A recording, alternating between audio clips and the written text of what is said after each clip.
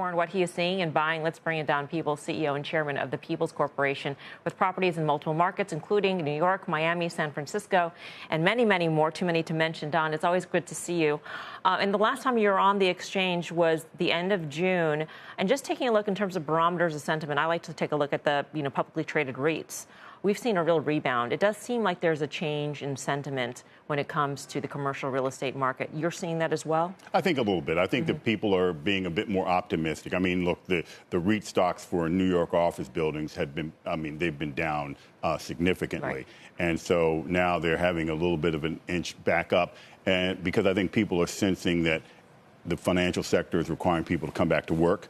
And so workers are going back. And so there's optimism that these buildings won't be as vacant. Yeah. But there's still an understanding that there's going to be significant vacancies and there are going to be significant defaults and properties being given back to the lenders. Yeah, some of these REITs, I was looking at Vornado up 28% in the past month, Boston Properties up 14% in 1 month. We were just talking during the break about a loan. You've actually gotten, you're going forward with the development, and you got a loan. Yes. I mean, we're excited. It's happening. Every market's not affected the same. Mm-hmm. Some markets are doing very well. Charlotte, North Carolina is one where we're closing on a loan to commence site work for a new development of 6 buildings, and we'll start with 2 buildings that will be both residential apartment buildings, but there's a strong market for it.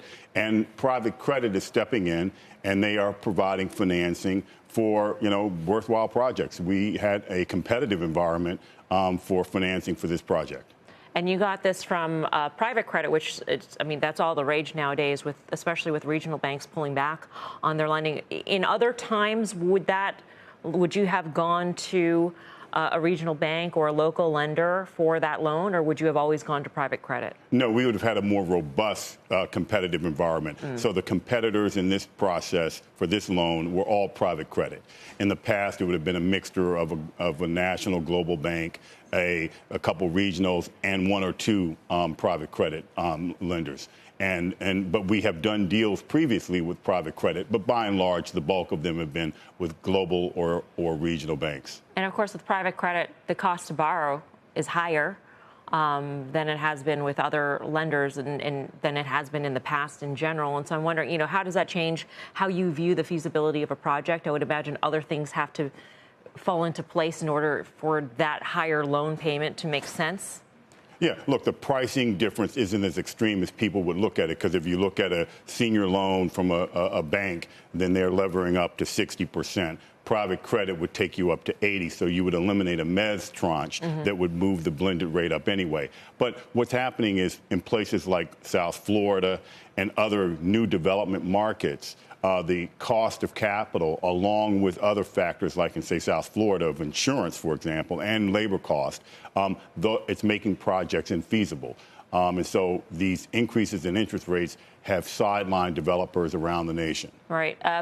The Fed may hike today, and this very well may be the last, but it does seem like the rates will remain higher for longer, right? That's the new thinking. And so what does that tell you about the development in certain markets? Right now you're saying expensive places like Miami and New York, it's going to be very hard to do new projects. If rates stay higher for longer, does that environment stay? Do we not see as many new developments for that amount of time?